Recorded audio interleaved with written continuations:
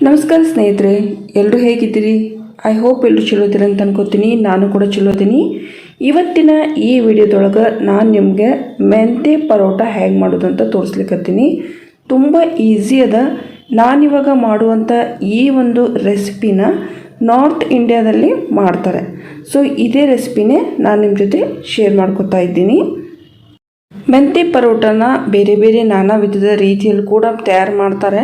But ಆದರೆ ಇವತ್ತಿನ ಈ ರೆಸಿಪಿ ಸ್ವಲ್ಪ ಸ್ಪೆಷಲ್ ಆಗಿದೆ. ಯಾಕಂದರೆ ಚಳಿಗಾಲದಲ್ಲಿ ಸ್ವಲ್ಪ ನಮಗೆ ಬಾಡಿ ಹೀಟ್ ಇರಬೇಕು ಅಂದರೆ ಯಾವ ರೀತಿ ಒಂದು ಪರೋಟಗಳನ್ನ ಮಾಡ್ಕೊಂಡು ತಿಂದರೆ ಒಳ್ಳೆಯದು ಅಂತ. ಸೊ ಅದೇ ರೀತಿಯೇ ಮೆಂತ್ಯದ ಇವತ್ತು ನಾನು ನಿಮಗೆ ತೋರಿಸ್ತಾ ಇದ್ದೀನಿ. ಅತಿ ಬೇಗ ಆಗುತ್ತಾ.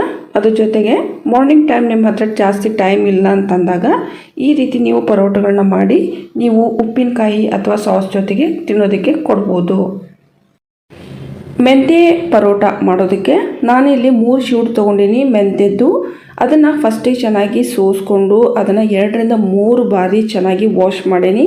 ಯಾಕಂದ್ರೆ ಅದರೊಳಗೆ ಮಣ್ಣು ಕೂಡ ಇರ್ತದೆ. ನಾವು ಒಂದು 2-3 ಸಾರಿ ಚೆನ್ನಾಗಿ ವಾಶ್ ಮಾಡಿದರೆ ಚಲೋ. ಇಲ್ಲಂತಂದರೆ ನಾವು ಮಾಡಿದ ಪರೋಟದಲ್ಲಿ ಕರ ಅಂತ ಸ್ವಲ್ಪ ಆವಾಜ್ ಬರ್ತದೆ ಮಣ್ಣಾಗಿ. ಸೊ ಅದಕ್ಕಿಂತ ಒಳ್ಳೆಯದಂತಂದರೆ 2-3 ಬಾರಿ ನೀವು ಚೆನ್ನಾಗಿ ವಾಶ್ ಮಾಡಿ ನೋಡಿ ಈ ರೀತಿ ಸಪ್ರೇಟ್ ಮಾಡಿ ಇಟ್ಕೋಬೇಕು. ಮೆಂತ್ಯ ಸೊಪ್ಪನ್ನು ರೆಗ್ಯುಲರಾಗಿ ತಿಂತಾ ಇದ್ರಿ ಅಂತಂದರೆ ನಿಮ್ಗೆ ಕೂದಲು ಉದುರು ಸಮಸ್ಯೆ ಕೂಡ ಹೋಗುತ್ತೆ. ಮತ್ತು ಇದನ್ನು ತಿನ್ನೋದ್ರಿಂದ ಕಣ್ಣು ದೃಷ್ಟಿ ಕೂಡ ಕ್ಲಿಯರ್ ಆಗ್ತದೆ ಅಂತ ಹೇಳ್ತಾರೆ. ಸೊ ಹೀಗಾಗಿ ಆದಷ್ಟು ಸೊಪ್ಪಿನ ಒಂದು ಪಲ್ಯಗಳನ್ನ ಅಥವಾ ಸೊಪ್ಪಿನ ಪರೋಟಗಳನ್ನ ಮಾಡ್ಕೊಂಡು ತಿಂತಾ ಇದ್ದರೆ ಆರೋಗ್ಯಕ್ಕೆ ತುಂಬ ಒಳ್ಳೆಯದು. ಇದಾದ ನಂತರ ನಾನಿಲ್ಲಿ ಹಸಿಮೆಣಸಿನ್ಕಾಯಿ 4 ಹಸಿಮೆಣಸಿನ್ಕಾಯಿ ಮತ್ತು ಬೆಳ್ಳುಳ್ಳಿ ಹೆಸರು ತೊಗೊಂಡಿನಿ. ಅವು ಬೆಳ್ಳುಳ್ಳಿ ಹೆಸರು 7-8 ತೊಗೊಂಡಿರೋದು. ಸಣ್ಣಗೆ ಕಟ್ ಮಾಡಿ ಈ ರೀತಿ ಇಟ್ಕೋಬೇಕು. ನೋಡಿ ಇಷ್ಟು ಸಣ್ಣಗಿರಬೇಕಂದ್ರೆ ಪರೋಟದಲ್ಲಿ ಕಾಣಿಸ್ಬಾರ್ದು.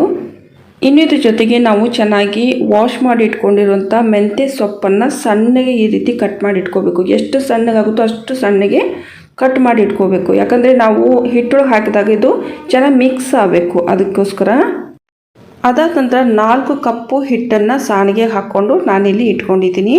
ಅಂದರೆ ನಾವು ಹಾಕೋ ಸೊಪ್ಪಿಗಿಂತ ಹಿಟ್ಟು ಸ್ವಲ್ಪ ಪ್ರಮಾಣದಲ್ಲಿ ಕಡಿಮೆ ಇರಬೇಕು. ಆ ರೀತಿ ಸ್ವಲ್ಪ ನೀವು ನೋಡ್ಕೋಬೇಕು. ಇಲ್ಲಿ ನಾನು ತೊಗೊಂಡಿರೋ ಹಿಟ್ಟು ಗೋಧಿ ಹಿಟ್ಟು ಆಶೀರ್ವಾದದ್ದು.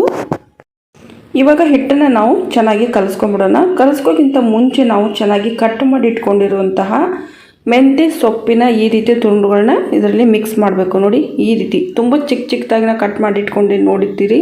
ಅದೇ ರೀತಿಯೇ ನೀವು ಕೂಡ ಈ ರೀತಿ ಕಟ್ ಮಾಡಬೇಕು. ಅಂದರೆ ಮಾತ್ರ ಇದು ತಿನ್ನೋದಕ್ಕೆ ಸ್ವಲ್ಪ ರುಚಿ ಇರುತ್ತೆ. ಅದ್ರ ಜೊತೆಗೆ 1 ಟೇಬಲ್ ಸ್ಪೂನ್ ಉಪ್ಪನ್ನು ಹಾಕ್ತಾ ಇದ್ದೀವಿ. ಇಲ್ಲಿ ನೀವು ರುಚಿಗೆ ತಕ್ಕಷ್ಟು ಉಪ್ಪನ್ನು ಹೆಚ್ಚು ಕಡಿಮೆ ಕೂಡ ಮಾಡ್ಕೋಬೋದು. ಅದಾದ ನಂತರ 1 ಟೇಬಲ್ ಸ್ಪೂನ್ ಕಾಶ್ಮೀರಿ ಲಾಲ್ ಮಿರ್ಚ್ ಪೌಡರ್ ಕೂಡ ಸೇರಿಸ್ತಾ ಇದ್ದೀವಿ. ಆಲ್ರೆಡಿ ನಾನಿಲ್ಲಿ ಹಸಿಮೆಣಸಿನ್ಕಾಯಿ ಕೂಡ ಹಾಕಿದ್ದೀನಿ. ಅದ್ರ ಜೊತೆಗೆ ಸ್ವಲ್ಪ ಈ ರೀತಿ ಖಾರದ ಪೌಡರ್ ಕೂಡ ಹಾಕಿದರೆ ಸ್ವಲ್ಪ ಇದರ ಟೇಸ್ಟ್ ಇರುತ್ತೆ. ಅದು ಸ್ವಲ್ಪ ಬೇರೆಯಾಗಿ ಡಿಫ್ರೆಂಟಾಗಿ ಸೂಪರಾಗಿರುತ್ತೆ ಅಂತ ಕೂಡ ನಾವು ಹೇಳ್ಬೋದು.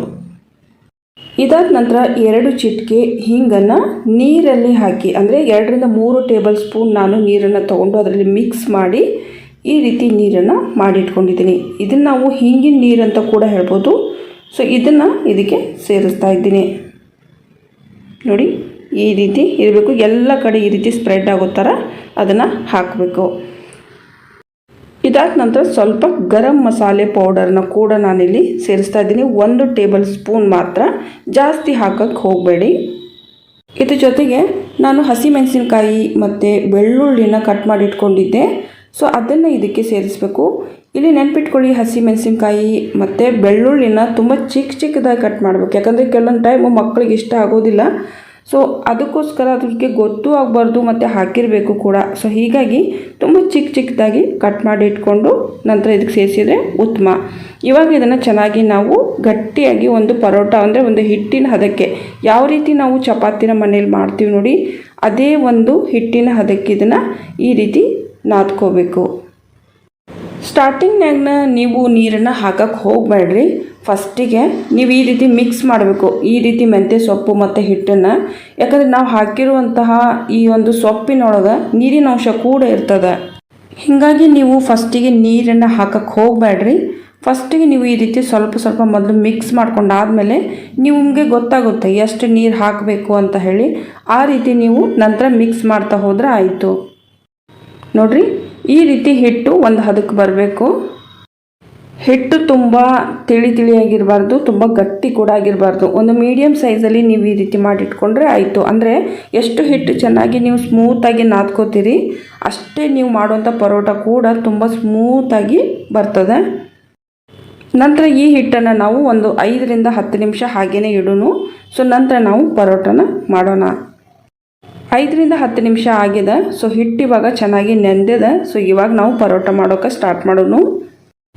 ಈ ರೀತಿ ಸಣ್ಣ ಸಣ್ಣ ಉಳ್ಳಿ ತೊಗೊಂಡು ನೀವು ಪರೋಟ ಮಾಡೋದಕ್ಕೆ ಸ್ಟಾರ್ಟ್ ಮಾಡಬೇಕು.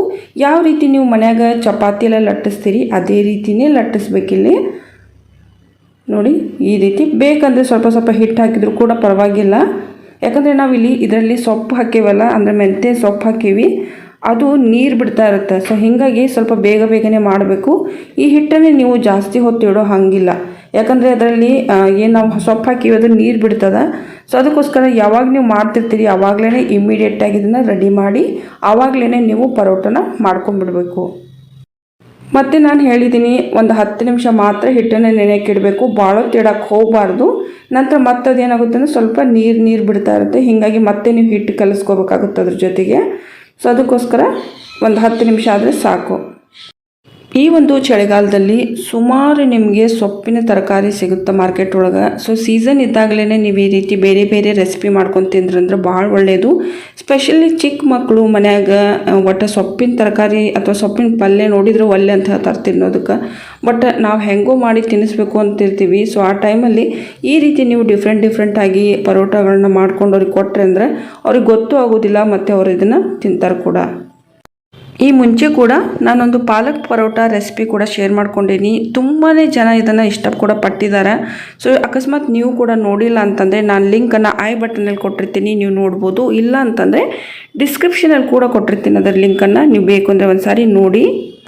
ಈ ಒಂದು ಮೆಂತ್ಯ ಪರೋಟನ ಚೆನ್ನಾಗಿ ಬೇಯಿಸ್ಬೇಕು ನೀವು. ಯಾಕಂದರೆ ನಾವು ಹಸಿ ಒಂದು ಮೆಂತ್ಯ ಸೊಪ್ಪನ್ನು ಹಾಗೇ ಹಾಕೀವಿ. ಅದಕ್ಕೋಸ್ಕರ ಎಲ್ಲಿವರೆಗೂ ಈ ರೀತಿ ಕೆಂಪು ಚುಕ್ಕೆಗಳು ಕಾಣಿಸೋದಿಲ್ಲೋ ಪರೋಟದಲ್ಲಿ ಅಲ್ಲಿವರೆಗೂ ನೀವು ಇದನ್ನು ಚೆನ್ನಾಗಿ ಬೇಯಿಸಬೇಕು. ನೋಡಿರಿ ಈ ರೀತಿದು ಕಾಣಿಸ್ಬೇಕು. ನೋಡಿದ್ರಲ್ಲ, ತುಂಬಾ ಈಸಿ ಅದ ಮೆಂತ್ಯ ಪರೋಟವನ್ನು ಕೂಡ ಮಾಡೋದು. ಸೊ ನಾನಿಲ್ಲಿ ಬೆಣ್ಣೆ ಜೊತೆಗೆ ಇದನ್ನು ಸರ್ವ್ ಮಾಡ್ತಾ ಇದ್ದೀನಿ. ಇದು ಅಮೂಲ್ ಬೆಣ್ಣೆ ಜೊತೆ ನೀವು ಇದನ್ನು ಕೊಟ್ಟರೆ ತಿನ್ನೋದಕ್ಕೆ ಮಕ್ಕಳಿಗೆ ತುಂಬ ಇಷ್ಟ ಆಗುತ್ತೆ. ಅದಿಲ್ಲ ಅಂತಂದರೆ ಮೊಸರಿನ ಜೊತೆ ಕೊಡ್ಬೋದು. ಇಲ್ಲ ಅಂತಂದರೆ ನೀವು ಸಾಸ್ ಅಥವಾ ಮನೇಲಿ ಉಪ್ಪಿನಕಾಯಿ ಇದ್ದರೂ ಕೂಡ ಸೊ ಅದ್ರ ಜೊತೆಗೆ ಇದನ್ನು ಕೊಟ್ಟರೆ ಆಯಿತು. ಸ್ನೇಹಿತರೆ, ಸ್ವಲ್ಪ ಆದರೂ ನಿಮ್ಗೆ ಈ ರೆಸಿಪಿ ಇಷ್ಟ ಆಗಿದ್ದರೆ ಪ್ಲೀಸ್ ವಿಡಿಯೋಗೊಂದು ಲೈಕ್ ಕೊಡಿ. ಅದ್ರ ಜೊತೆಗೆ ಸಬ್ಸ್ಕ್ರೈಬ್ ಕೂಡ ಮಾಡ್ಕೊಳ್ಳಿ ನನ್ನ ಚಾನಲನ್ನು ಇದೇ ರೀತಿ ಹೊಸ ವೀಡಿಯೋಸ್ಗಳಿಗಾಗಿ. ಮುಂದಿನ ವಿಡಿಯೋದಲ್ಲಿ ನಾನು ಮತ್ತೆ ಸಿಗ್ತೀನಿ. ಅಲ್ಲಿವರೆಗೂ ನಮಸ್ಕಾರ.